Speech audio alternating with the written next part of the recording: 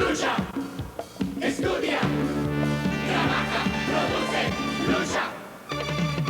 Lucha con firmeza. Lucha con firmeza. Por tu tierra patria. Por tu tierra Perú. Ayuda al terruño que te vio nacer. Costa, sierra y selva unidos. Al de tus hermanos y dale a tu patria tu amor y tu fe, tu amor y tu fe, tu amor y tu fe. Lucha con firmeza para conservarla, con fe en el futuro, en tu porvenir, en tu porvenir. Buenas noches, gran programa el de Luis Alfonso Morey, el saxofonista. Creo que fue el final perfecto para culminar con un programa de antología, un programa hecho en este canal que está demostrando que efectivamente realmente aporta y mucho a la cultura. Hoy tenemos dos temas importantes, uno que trata sobre algo que aqueja al Perú, es uno de los males que más daño nos hacen como país. Nos referimos a la minería informal. La minería informal o la minería ilegal, que es la que está prácticamente destruyendo nuestro medio ambiente, destruyendo nuestros bosques.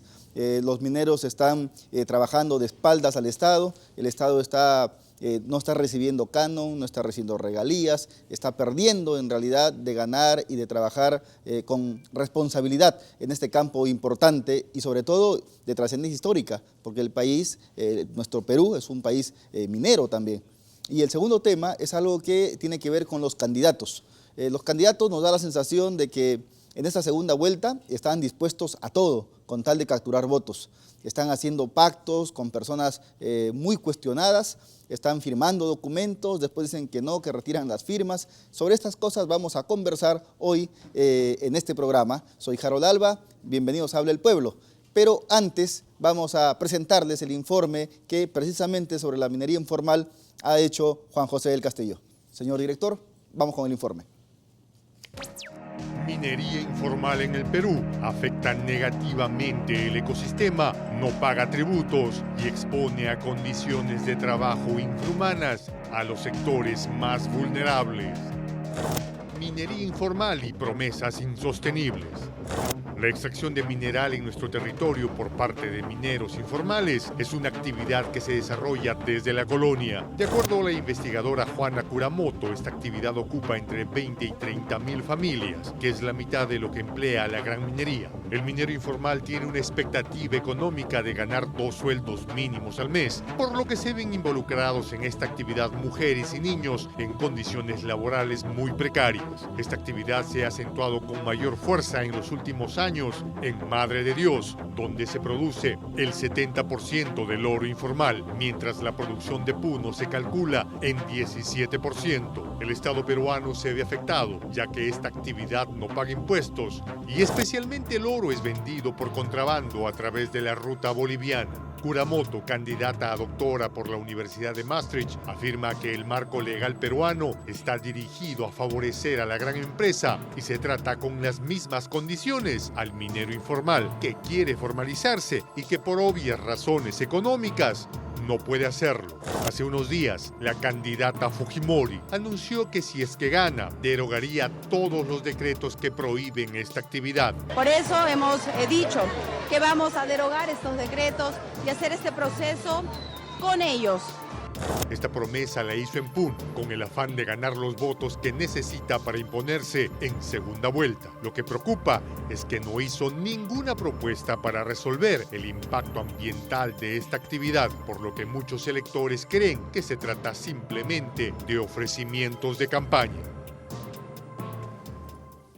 Señores, ya estamos con nuestro primer panel en Habla el Pueblo, pero antes de ir a nuestro tema, yo quisiera comunicarle a nuestros televidentes que el día domingo 8 de mayo en este canal vamos a recibir a todos aquellos ciudadanos que quieran inscribir su bodega, su tienda como agentes de lo que será el agente RBC Online, donde los que quieran ser parte de la membresía de la radio. Recordemos que Radio RBC es una radio que la sostienen sus oyentes. Nosotros no tenemos publicidad estatal, no tenemos publicidad de la gran empresa, pero para esto vamos a trabajar con las bodegas, con las tiendas, donde pondremos agentes RBC Radio Online para que quienes nos escuchan vayan y puedan ser miembros de lo que es la membresía de la radio.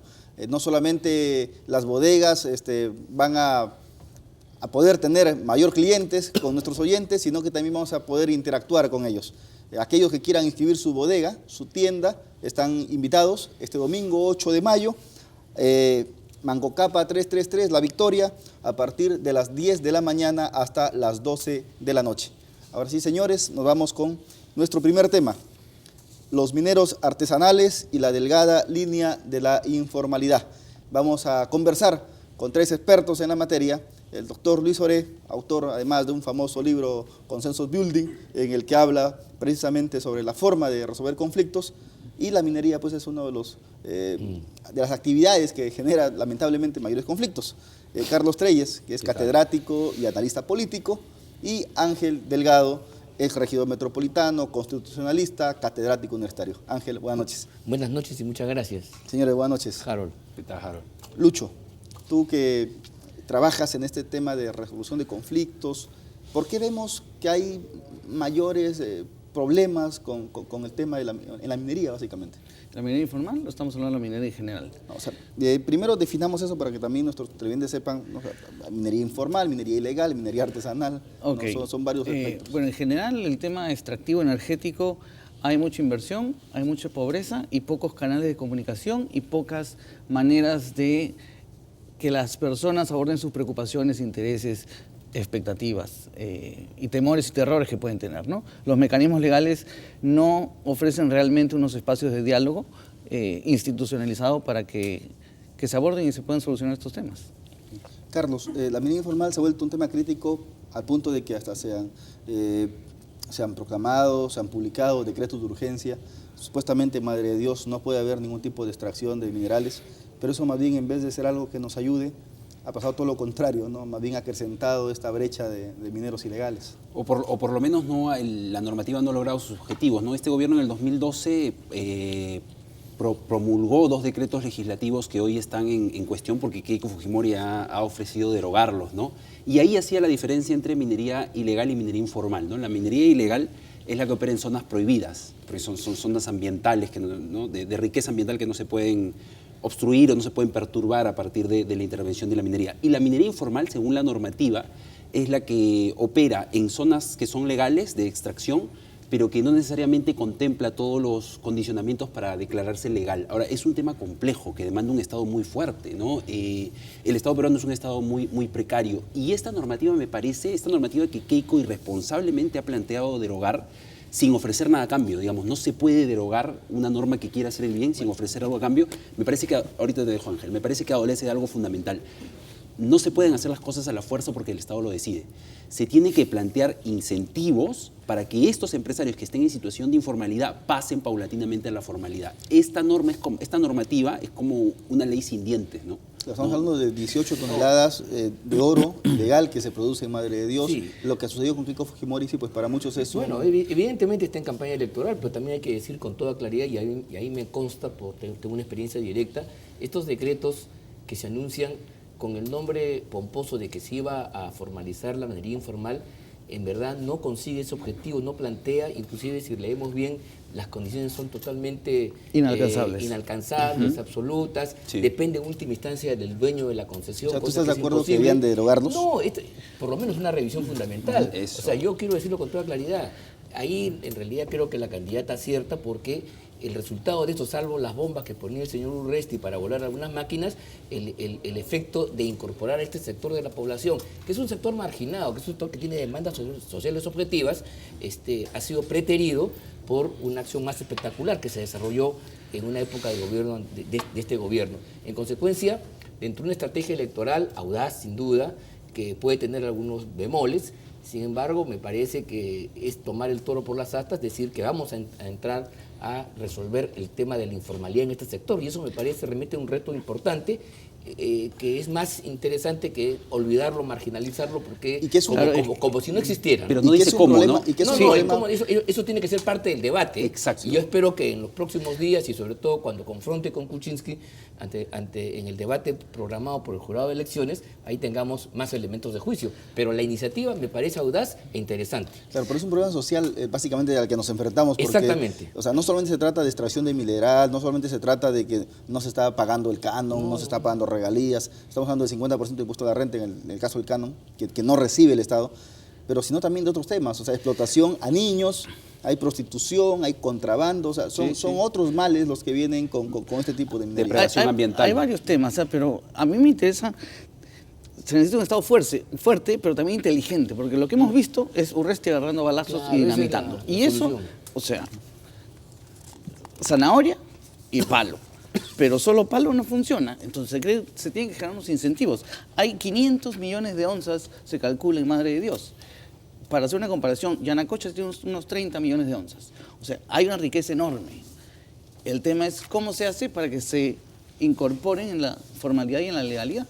El tema es que como están diseñadas las normas, es imposible hacerlo, porque depende de otros, no solo depende de ti. Así es. Ahora, hay división política, hay Carlos. 1% del PBI que se va por Puno, es 1.500 millones anuales se van por Puno, por Bolivia. Hay un tema de voluntad política y hay un tema también de creatividad gubernamental. Por ejemplo, Rafael Belaúnde Aubry, que es el hijo de Fernando Belaúnde, planteó una solución satelital, es decir, focalizarse en todo el territorio de Madre de Dios, que es de 85.000 kilómetros cuadrados, que podría ser una posibilidad, y buscar otras. El tema no es sencillo. Madre de Dios, la gente de Madre de Dios vive de la madera y del oro. Ahora, yo quiero insistir con esto, Ángel, ¿no? Efectivamente, estas normas tienen muchísimos bemoles, pero de alguna manera ponen en agenda un tema que es urgente, que es la ventaja comparativa que tiene el Estado peruano. El país está entre los 10 países con más megadiversidad del mundo. Eso se tiene que proteger. Entonces, estas normas sí tienen muchos vacíos, pero ponen en agenda. Me parece que Keiko Fujimori no necesariamente tiene que esperar el debate para plantear algunas propuestas de solución. Están los espacios periodísticos, están los espacios televisivos. Tengo la sensación de que hay otras cuestiones ahí. Me parece que hay voluntad populista, me parece que hay voluntad electoral como tú mencionas, ¿de acuerdo? Pero mira, ¿tú crees que es populista, Ángel? No, mira, pero yo quiero decir que hay un tema de fondo que hay que ponerlo por delante. ¿Por qué hay minería informal? Porque existe una práctica en la cual determinados personajes, determinadas empresas, grupos enormes hacen denuncios de todo el territorio del país. Entonces no dejan ningún espacio para que se pueda realizar una actividad que, aunque pequeña escala, pueda ser formalizada. Si todo el territorio está ocupado y yo no tengo espacio para poder ganarme la vida a través de esta actividad minera, evidentemente voy a caer en la informalidad. Y lo peor de todo es que no voy a tener el mecanismo para poder acogerme a la legalidad si es que no cuento con el consenso de quien es titular de la concesión. En consecuencia, creo que aquí hay un tema previo, y digámoslo con toda claridad, si no regulamos bien el régimen de concesiones, de modo tal que el que la hace tiene que tener un tiempo determinado para poder explotar el territorio, pero si se va a quedar por toda la vida, si es que esto va a ser ad infinitum hasta que algún día le pueda interesar, ahí creo yo que se está creando una suerte de acaparamiento del territorio a favor de unos pocos y en detrimento de este sector llamado informal, que efectivamente tiene los problemas que decimos acá, pero es un tema social que tiene que ser afrontado con la seriedad del caso. Claro, y Lucho, en la lógica de Ángel, la solución pasa necesariamente por el Estado. O sea, es voluntad política, decisión. Voluntad política de hacer las cosas técnicamente de una manera viable. Entonces, el tema es que unos dicen que se ha hecho esto para proteger el futuro lote 76 y para proteger otras empresas mineras. No, los chiquitos no. Entonces, ¿por qué hay minería informal? Porque hay mucho oro, pues es muy rico y es muy fácil de trabajarlo. Entonces, ¿cómo? Ahora, pero los sueldos que ganan tampoco es mucho, porque según algunas lecturas que estaba teniendo, esta gente que trabaja en el tema informal, en la minería, aspiran a ganar 2 sueldos mínimos, también lo que J averiguó. Pero de hecho es una clase emergente. Exactamente. No, y también hay grandes empresarios ahí metidos. Sí, claro. Ha ¿Quiénes habido están detrás algunas en todo cuestiones de caso? inteligencia financiera que han detectado ahí algunos grandes intereses. Pero no es lo fundamental es el tema el social volumen. que está... Pero hay autoridades a veces involucradas, porque por ejemplo en el caso de Madre de Dios, Como había un siempre. expresidente regional que tenía 4 dragas. Bueno, el presidente regional actual ha sido votado por los mineros, porque él es un minero también. pero es para que solucione este problema. Pero la gente va a la PCM y no los escuchan. Presenta propuestas y no los escuchan. Y los meses. Entonces no hay voluntad ni de diálogo para abordar esto de manera... Y dos temas que creo que deben considerar los televidentes, ¿no? Uno, este no es un problema que se soluciona de un momento a otro. Así es. Este es un problema de largo plazo, ¿no? Y en campaña los políticos pues se ponen nerviosos y se dicen cosas que no necesariamente se pueden cumplir, ¿no? La gente felizmente tiene la sensibilidad para darse cuenta que estamos en un contexto especial. Y el otro tema que también demora cierto proceso es la gobernanza ambiental por parte del Estado peruano. El Ministerio del Ambiente tiene solo 4 años de fundado. Y esto es un proceso. Tú has sido una persona en tu trayectoria profesional del Estado. Un hombre de Estado en tu trayectoria profesional. La estabilización y la fortaleza de una institución del Estado no se hace de un día para otro, más en una institución que ataca temas tan nerviosos como el tema del medio ambiente, ¿no? Entonces, el Ministerio del Ambiente tiene que irse fortaleciendo paulatinamente, tiene que haber voluntad política y sería ideal que los políticos hablen aquí como estadistas y no como candidatos, diciendo que esto no se puede solucionar de un momento a otro y que necesita una serie de incentivos y de consensos. Ahora, la pregunta de fondo es esta.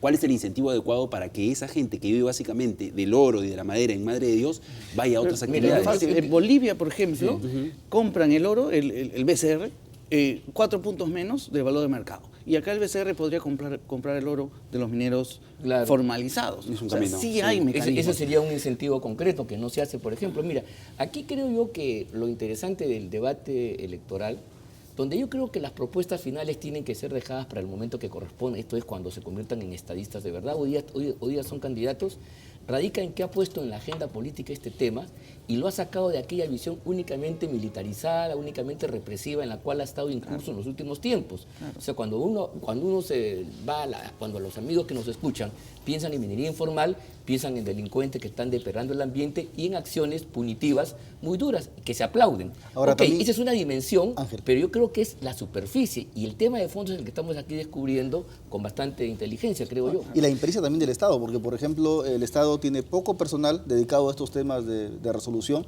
y la gente que está ahí en su mayoría tampoco está tan capacitada. O sea, pasa también porque el Estado ponga gente que realmente sepa cómo va a resolver estos conflictos que son finalmente la bomba de tiempo que tienen los políticos. Pero al final son personas y las estructuras legales no están siendo las más adecuadas.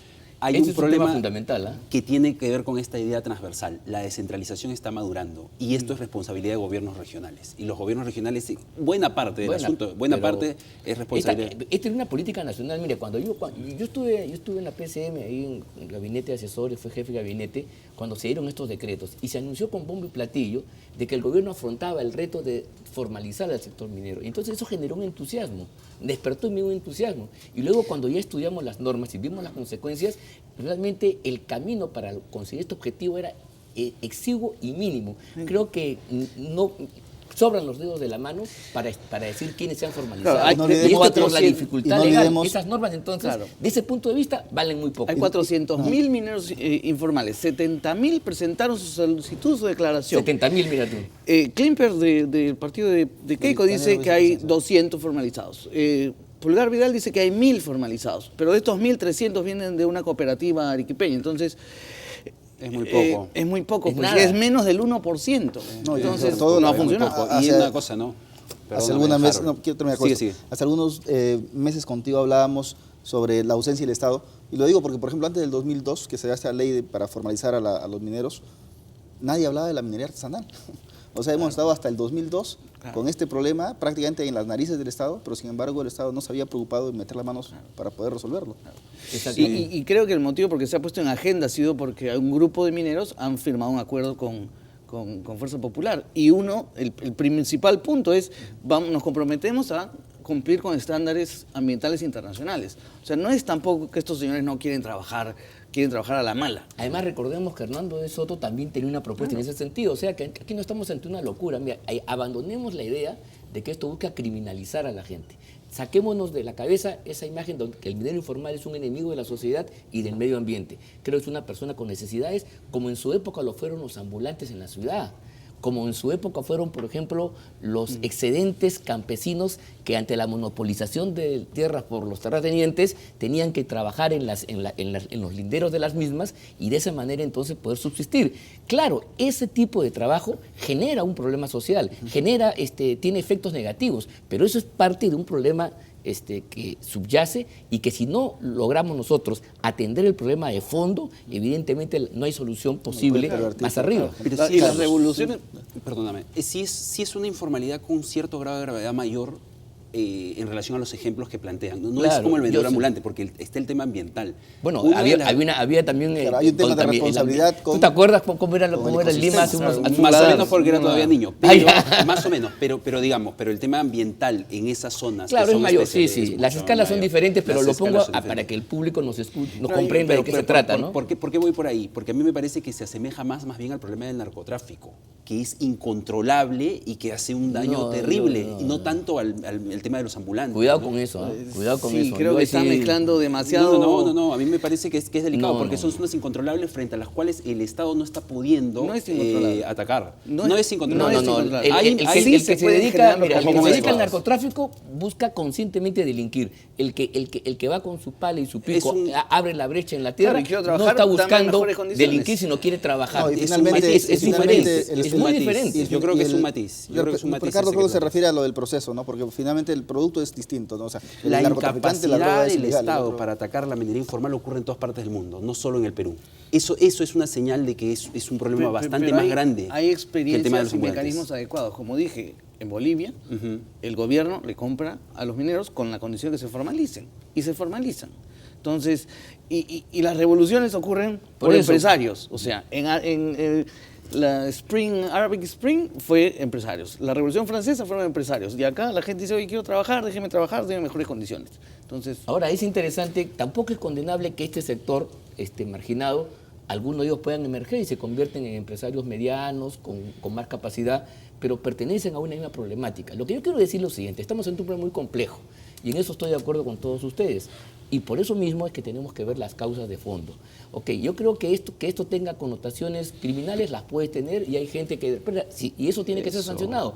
Pero hagamos una demarcación, hagamos una frontera clara para poder justamente atender el tema de fondo. Yo sostengo que es un tema social y como tal tiene que ser atendido por el Estado. Y me alegro que este tema, aunque sea por razones electorales, haya sido puesto en la agenda del país. Y ojalá que el próximo gobierno, sea cual sea, afronte con seriedad, y no como se ha hecho hace un par de años, el tema de formalización de esta minería. Claro, y aquí Aunque este estamos frente a un tema que es delicado porque se trata de una actividad extractiva y lo que está en riesgo finalmente es también Pero por nuestro supuesto, ecosistema. con O sea, mayor razón, obviamente, es lo se que Yo tira creo que como- no hay conciencia de se tiran eso, y 60 por eso se vuelve, se Oye, plantea perdón, como perdón, ligero el perdón. problema. se tira, Vamos a ver, se tira unas 60 toneladas Mira, de mercurio no al año. solamente, Y pero eso vamos a se ser queda en el claros, cuerpo. únicamente quienes depredan el ambiente no son los informales. También la gran minería no ha botado petróleo, no ha solamente en Madre de contaminado, Dios, perdón. claro. Solamente en Madre de Dios hay estoy hablando, 17 toneladas de en la comisión Solo de Madre de delitos Dios. medioambientales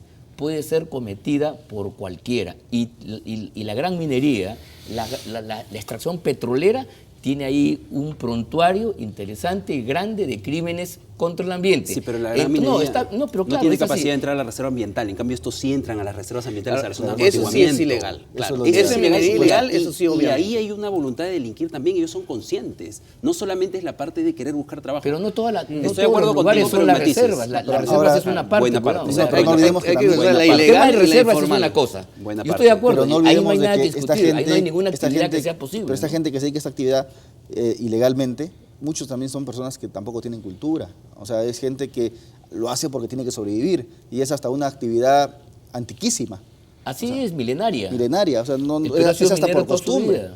Toda Sí, su y Entonces, vida. ¿creen agrícola que están- también. Y agrícola Minero y también, agrícola. claro. Minero Señores, y agrícola. tenemos llamadas telefónicas. Claro que sí. Aló, buenas noches. Aló. Aló, buenas noches. No, se fue la llamada. Sí, señor, buenas noches, adelante. ¿Qué tal? La conversación que tienen es muy importante. Quisiera preguntarles a los panelistas que están en el programa, ¿qué pasaría con las personas informales que son ya dentro de las concesiones que han sido aprobadas en este periodo de este gobierno actual?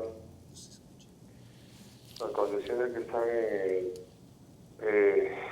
en la reserva. Y la vigencia sigue vigente y ya, por ejemplo, con esta ley que han dado, pero uno ha pagado la concesión, sigue vigente. ¿cómo se va a hacer en ese caso? Uno puede seguir explotando, siendo considerado como minero artesanal y siendo aprobado por la comunidad de la jurisdicción correspondiente. Bien, gracias por su comunicación y su pregunta. Pregunta más o menos si es que aquellos que han recibido concesiones pueden seguir explotando cuando después de haber recibido la concesión se hayan declarado reservas. Si hasta qué punto la ley los ayuda. Es una situación hipotética esa. Sí, por eso fue la pregunta. La delimitación de reservas ya está hecha, tendría que entrarse a una nueva zonificación Claro, territorial. sí, Vamos con la siguiente llamada. Aló, buenas noches. Hola, muy buenas noches. Sí, la escuchamos. Agradecer. ¿Aló? Aló, la escuchamos. Primeramente decirle que es muy terrible lo que está pasando en la selva, eso no se va a recomponer y que ninguna ley va a... El desastre que han ocasionado es terrible. Lamento que lo toquen con una suavidad muy lenta, lo cual el país está quedando destrozado, el medio ambiente. Creo que quisiera que lo toquen más profundamente. No es algo simple, no es un convenio que se tiene que hacer realmente. Bien, muchas gracias por su comunicación. En realidad son las autoridades las que toman el problema como si fuese algo sencillo, pero a nosotros realmente nos preocupa, por eso estamos sentados en este panel. Hay deforestación, hay contaminación de mercurio, y el mercurio se te queda en la sangre y lo pasas a tus hijos y a tus hijos y a tus hijos. Sí, entonces, es terrible. Sí, es terrible. Sí, las consecuencias, hay tala ilegal, se mata el ambiente, trabajo el de entorno, niños. lógico. Sí, no, claro. Es un tema muy duro. ¿Cuál debería ser el primer paso en todo caso para tratar de resolver este gravísimo problema? Bueno, distinguir las zonas. Yo creo que, mira, o sea, yo tengo claridad. En el área reservada, evidentemente, no puede haber ningún tipo de actividad. Y si hay, está bajo un estándar plenamente establecido. Y si no cumple, punto. Pero hablo yo del resto del país, donde existe la minería informal, donde tiene que haber básicamente una decisión de política de intentar formalizar y demostrarle a la gente las ventajas que tiene de ser un trabajador precario a un trabajador o empresario que se formaliza.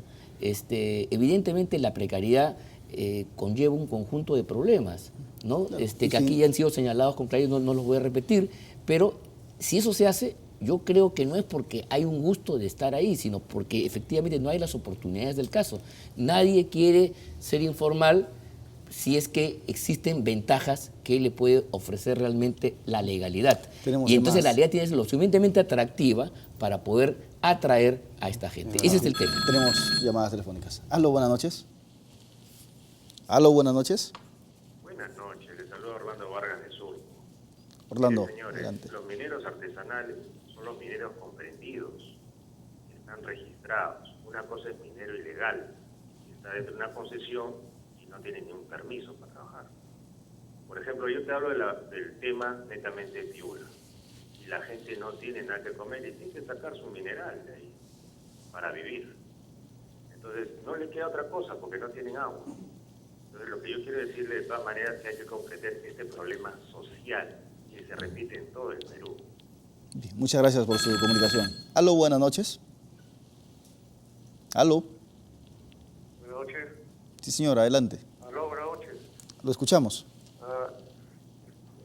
Sí, yo soy pescador y estoy en la directiva de una asociación de pesquería, pesquería artesanal. Y hay casi un río de mercurio que ya hace 40 años está entre el límite de Hilo y Tacna. Y yo estoy investigando y dice que es de la minera Toquepala, que es una minera muy grande, que tiene muchos años y contamina el mar. Y eso ha hecho que en Hilo la pesca prácticamente esté desapareciendo. Quisiera denunciar eso y que... Muy bien. Muchas gracias por su comunicación y su denuncia. Aló, buenas noches. Sí, la escuchamos. Hable un poco más fuerte, por favor, que no lo escuchamos. Todas las industrias que existen generan algo de contaminación, no solo la minería formal como la minería ilegal. Por supuesto, la minería de más nerviosa tiene un impacto mayor. Pero con relación al plan de gobierno, que los candidatos están hablando de derrogar, lo que se tiene que pensar es un plan de gobierno que se ha gastado millones y ha logrado formalizar 1%. ¿Qué recomienda usted a los candidatos. Hay que seguir con un plan que va a seguir gastando millones de soles de todos los peruanos, o hay que reformar y, como ha dicho uno de los señores, agarrar el toro por los chifles y dar una solución y realmente abordar el problema consensuando con los mineros, que es lo que no ha hecho este gobierno y ha trabajado. Ok, muchas gracias por su comunicación. Aló, buenas noches. Aló, buenas noches. Buenas noches. Sí, lo escuchamos.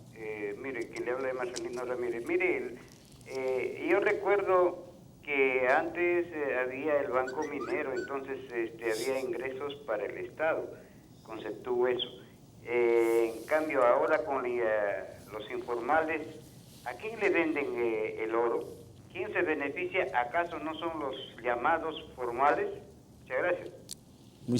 Muchas gracias por su comunicación. Señores, tenemos 30 segundos cada uno para terminar con este panel porque tenemos que pasar al segundo panel. La diferencia entre informal e ilegal, artesanal e ilegal, ¿quiénes se benefician y qué debería hacerse legalmente, Ángel? En 30 segundos cada uno. Sí, bueno, la diferencia entre informal y ilegal un poco ya se mencionó, ¿no? Lo ilegal es en las que están en las zonas prohibidas, o lo informal es lo que no cumple todos los lineamientos legales relacionados a autorizaciones y otros afines. Yo diría, ¿por dónde se tendría que empezar? Debatir profundamente el tema, estoy de acuerdo con lo que ha planteado Ángel, el tema tiene que estar en agenda. Me parece interesante lo que ha planteado Pedro Pablo Kuczynski en relación a hacer un tipo de banca de fomento para este sector. Lo que tengo dudas es si el Estado en este momento de recesión recauda lo suficiente para ese tipo de acciones progresistas, ¿no? Yo tengo serias dudas sobre si esto es soluble. Okay, pero yo creo que hay que al toro por las astas y hay que tomar decisiones serias ante los problemas serios. Efectivamente, el problema de la minería informal es el impacto ambiental que causa y entonces es que el problema social se justaponga con un tema de agravio al medio ambiente. Pero eso no le quita que sea un problema social y por esa razón la solución no puede ser únicamente represiva, tiene que ser una solución que trate el tema como con seres humanos a los cuales hay que darle oportunidades para poder formalizarse, acceder a la legalidad y de esa manera entonces puedan cumplir su cometido. Creo que aquí hay una demanda importante, tiene que ver con los excedentes de mano de obra que hay en un país que tiene una estructura productiva cerrada, pequeña, en este caso minera, por la concentración de los denuncios y eso yo creo que tiene que ser corregido con una política estatal firme que sin ningún temor toque el tema y le dé una solución de verdad. Actualmente hay gente que se beneficia con el status quo. Con las normas como están, los que venden petróleo se están llenando de billete. Eso es indudable. ¿Quién no se beneficia? El Estado, si se formalizaran, estarían recibiendo muchísimos impuestos. ¿Quiénes se benefician? Los que compran a través de Bolivia. O sea, como dije, hay 1.500 millones de dólares al año que se van por Bolivia. 1% del PBI que se pierde por no tener buenas políticas, buenas estructuras legales para que esto sea hecho de una manera eficiente, con estándares de calidad, estándares ambientales. Bien, señores, muchas gracias. Gracias, Carlos. Gracias, Luis. Gracias, Ángel. Gracias. Lucha con firmeza.